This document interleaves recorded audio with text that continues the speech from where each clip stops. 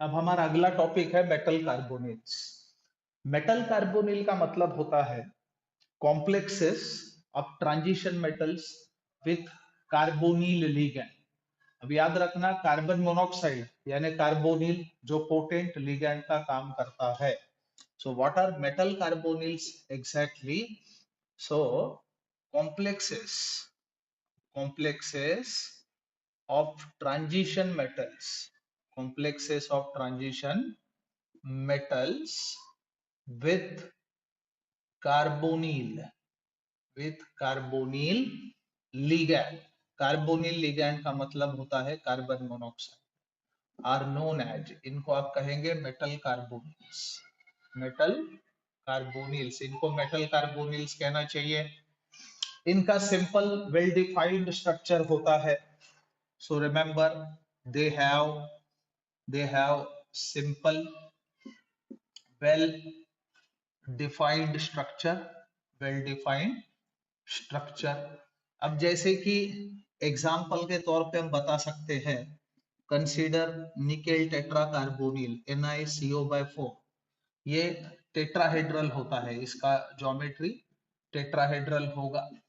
उसके बाद penta carbonyl iron, ये ट्राइगोनल बाइपिरामिडल है। This is trigonal bi pyramidal इसका शेप। उसके बाद CrCO/6 hexa carbonyl chromium is octahedral, इसका शेप ऑक्टाहेड्रल होगा।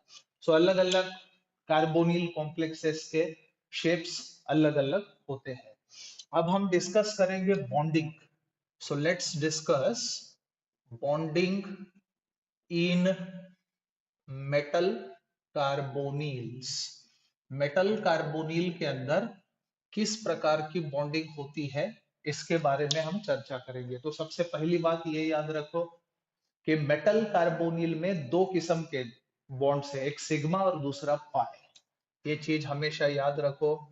सो बॉन्ड बिटवीन, याद रखे, bond between metal and carbonyl contain, दोनों कैरेक्टर्स इसमें आएंगे, contains sigma and pi characters, sigma and pi characters.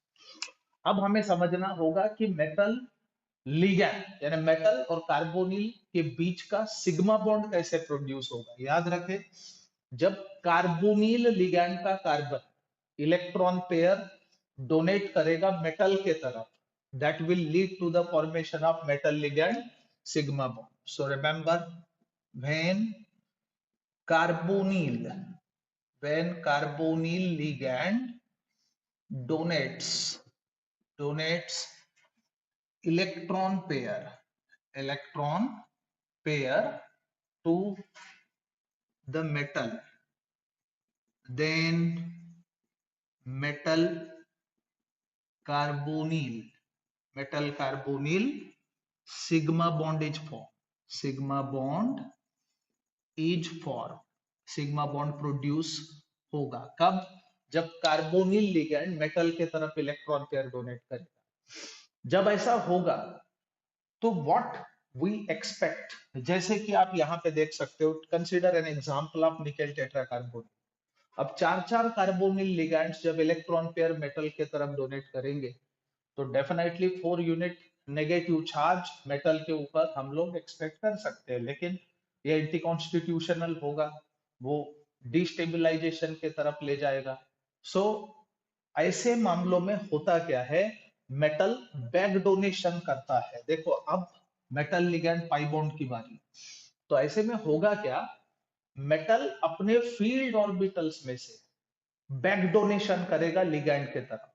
तो कार्बोनिल लिगैंड के तरफ vacant antibonding molecular orbitals present होते हैं। So carbonyl ligand tend to accept the electron pair donated by the metal. Metal कहां से देगा? अपने फील्ड ऑर्बिटल में से देगा। और मेटल ने जो इलेक्ट्रॉन पेयर दिए हैं फील्ड ऑर्बिटल में से, उनको एक्सेप्ट करने का काम लिगैंड करेगा। कहां? उन्हीं के vacant anti bonding molecular orbital के तरफ, और इस बैक डोनेशन के वजह से metal ligand pi bond produce होगा. So remember, metal donates electron pair from its field orbital to the vacant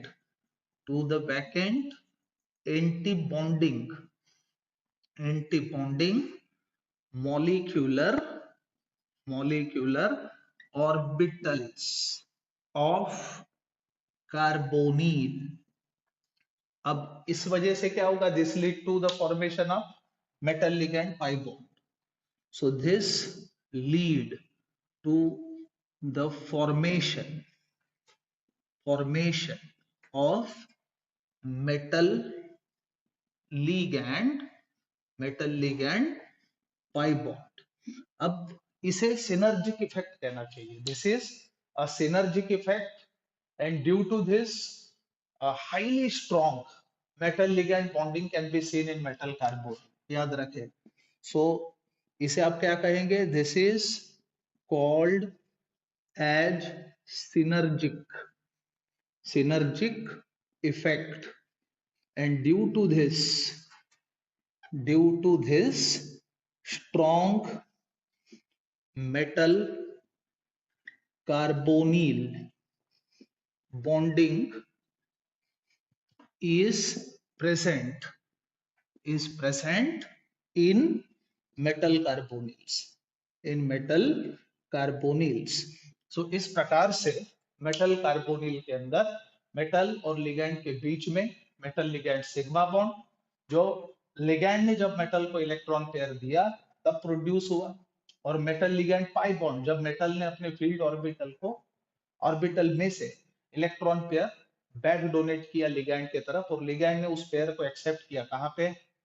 in the vacant antibonding molecular orbital. So due to this, metal ligand sigma and metal ligand pi, both type of bondings are present in metal carbonyls. So it was all about metal carbonyl.